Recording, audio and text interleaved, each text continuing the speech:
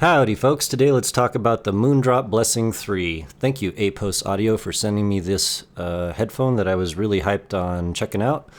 It has two dynamic drivers and they are not in an isobaric configuration, so just to show you that these are two 10 millimeters pointing at each other, and according to Moondrop they did that because it decreases the overall distortion levels as you turn up.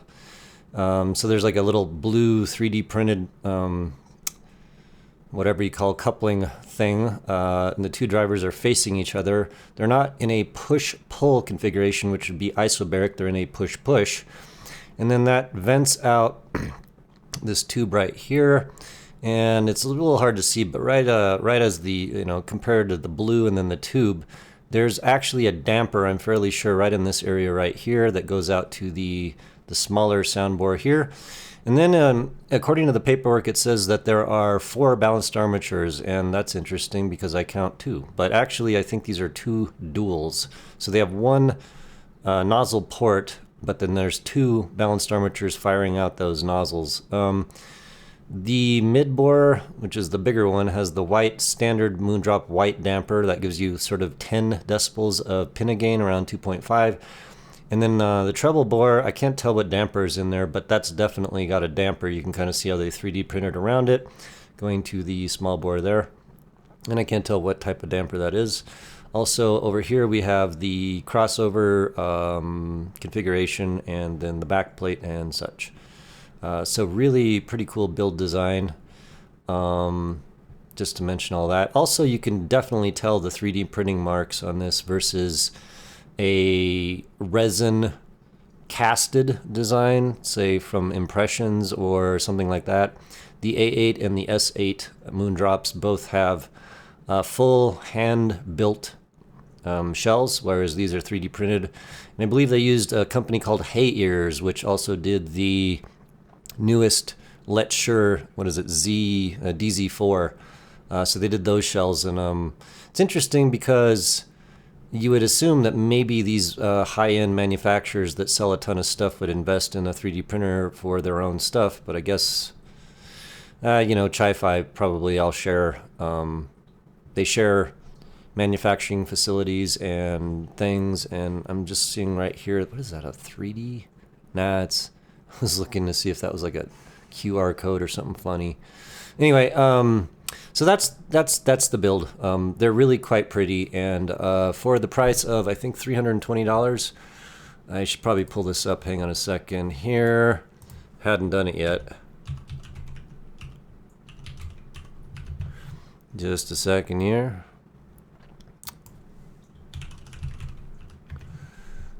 All right, here we go. Yeah, $320. It was right. Nice. All right. The track I played at the beginning of this is Feelin' Bad Blues by Ry Cooder. Definitely will get copyright striked on that one. Hopefully it won't block my video. So Ry Cooder will get all the money from this incredibly, millions and millions of hits in this video, I'm sure. In any case, Ry Cooder deserves all those millions of dollars or pennies or whatever.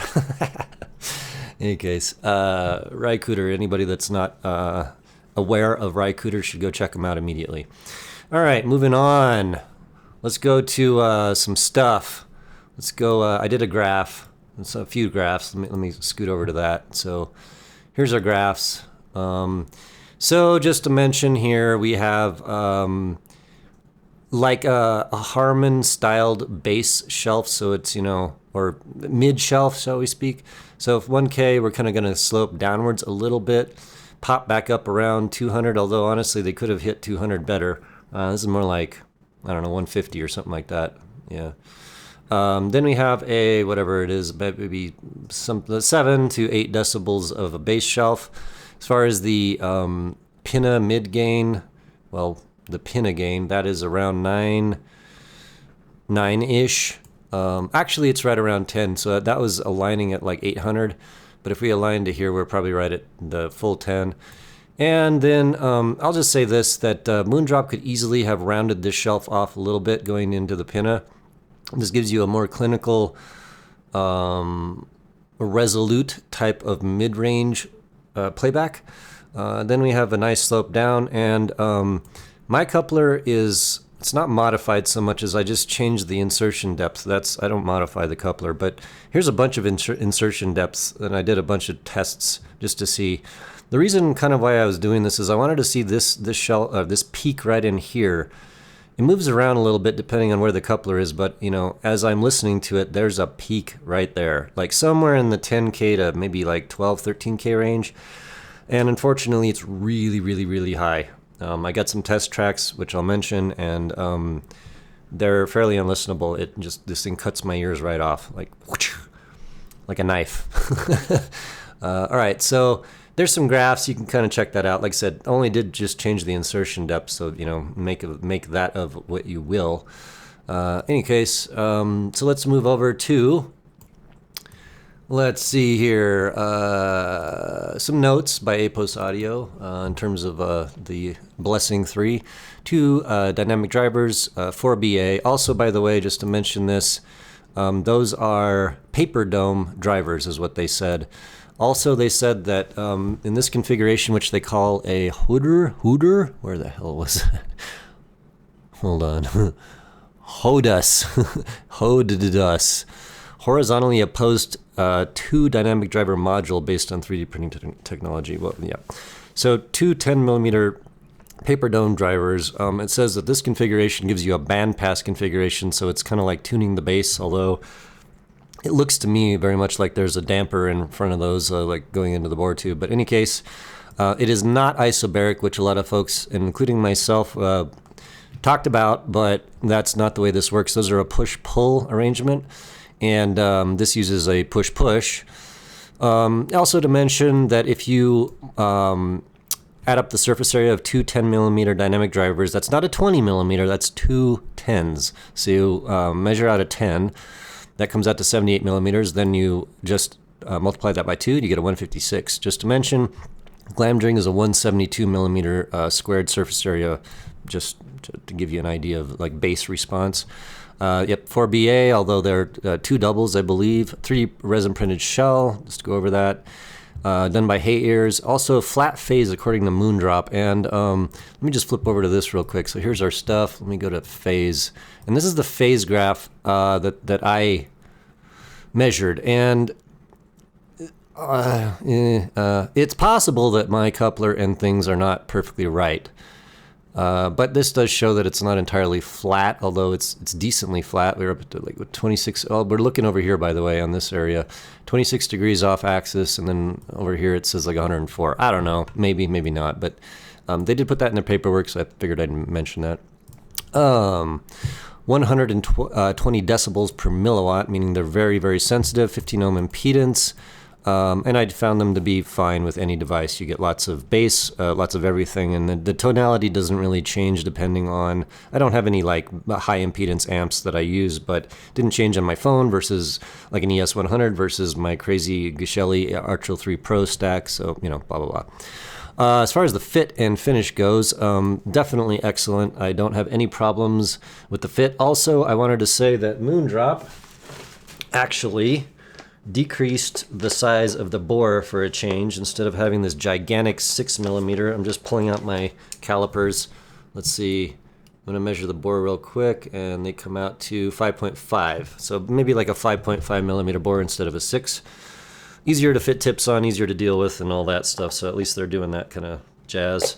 As far as the actual tuning of these, we're gonna call it Moondrop VDSF. That's their own like special sauce tuning, supposed to be virtual diffusion field, something like that. And I don't think that they really are hitting the mark on that, because diffusion field is the free, it's supposed to be like a free field measurement, right? So it gives you, I don't know, maybe more of a 3D styled tonality, which I don't think Moondrop is hitting at all, honestly.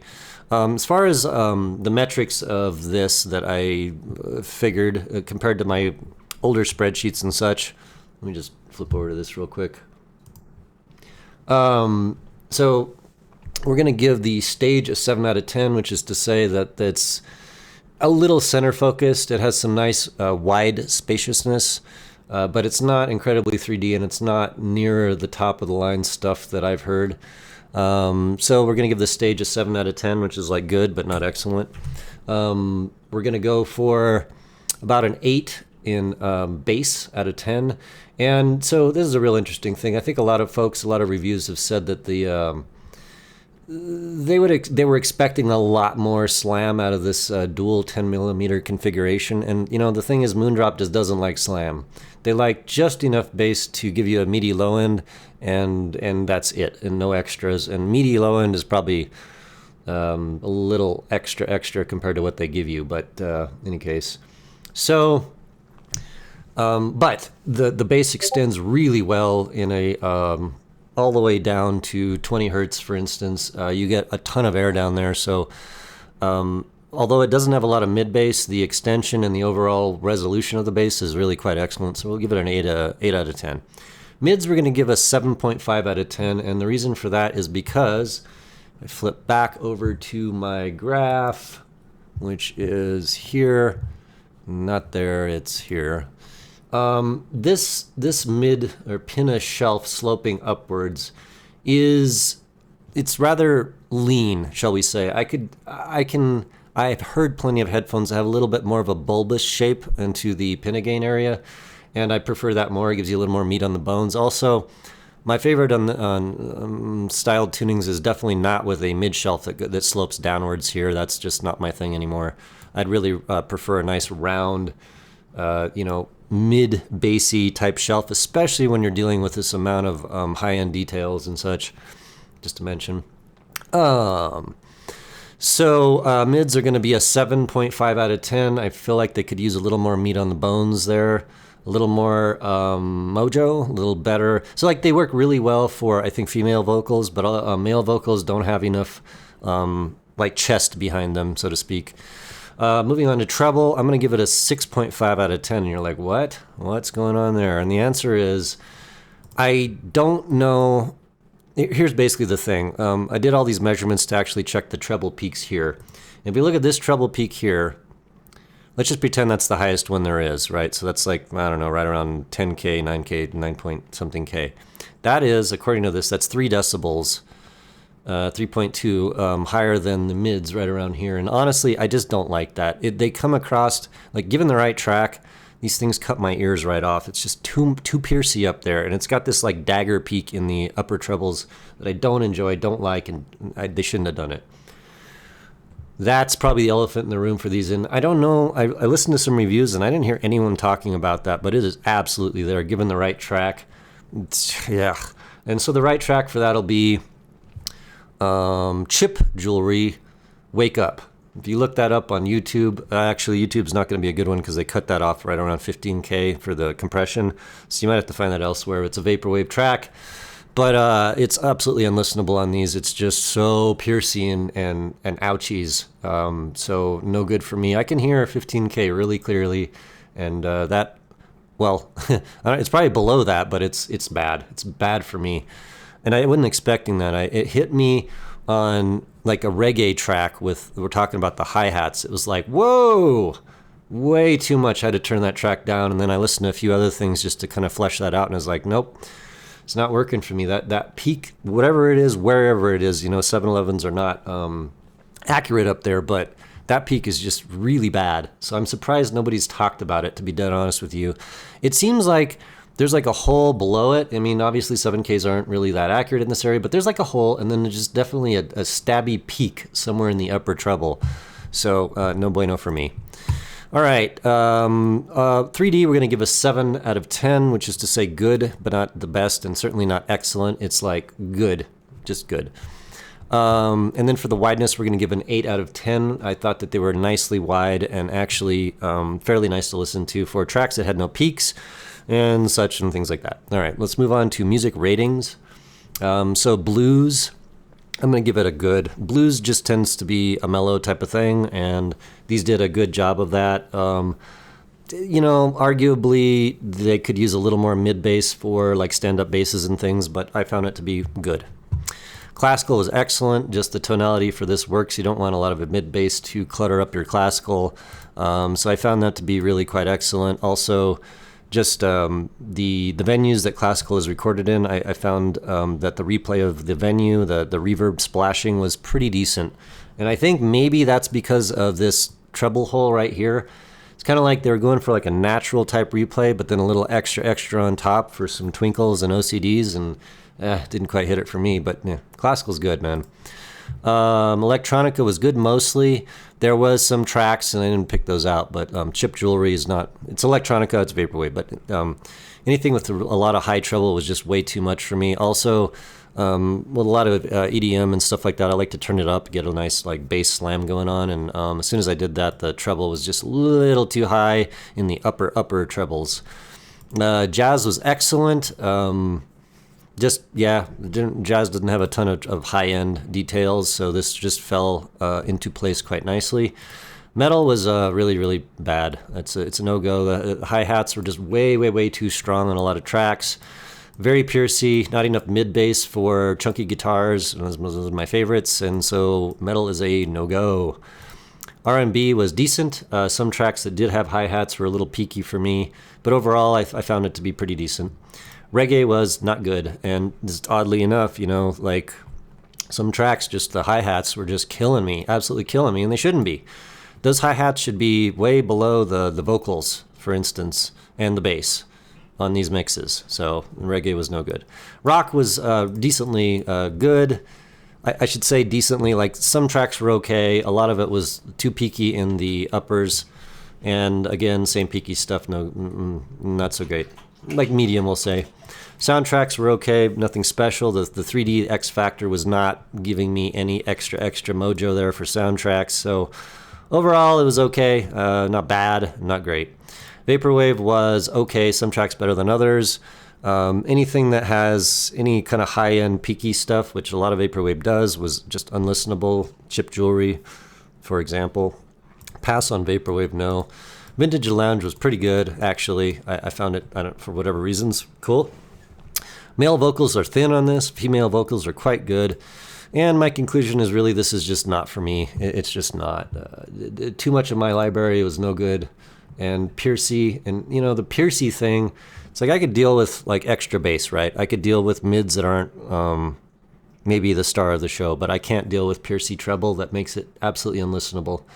It gives me a headache. Matter of fact, first 3 hours I was trying these out, I started, as I usually do, I turn up to really flesh out the more minutia of the tuning, and then I hit some of those tracks with the high-end peaks, and it was just like, hey, Jesus, man, it gave me a headache. Had to take an ibuprofen. That's the truth. That's the truth. And that doesn't happen for my own tunings, we'll just say that. So, oh, by the way, just to put this on the screen, there's my measurements, and then I'm going to pull up, let's see, do I have one somewhere? Let me find it. How about here?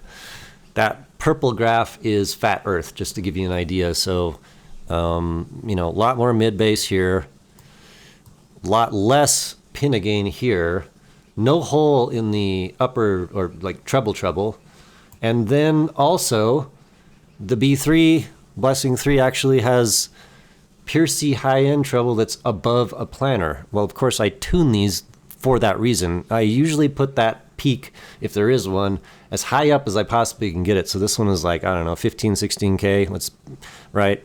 And that's, let's see, if we look at that, that is, what is that, one? It's less, just about 1 decibel above the mid-range, which is right in here. Whereas with the Blessing, we've got some kind of funky peaks around here, which are like 3.5 above the mids. Well, if we let's say the mids are right here, then that's more like 4 decibels above mids for this whatever peak is. So I'm just trying to illustrate the fact that it was rough, man. That peak, I don't know what, like people can't hear it or something. I don't know. In any case, so the Blessing 3, although very cool, and many drivers, 2 dynamics, 4 bit balanced armatures, still did not do what I wanted it to do. So right on, and I will talk to you later.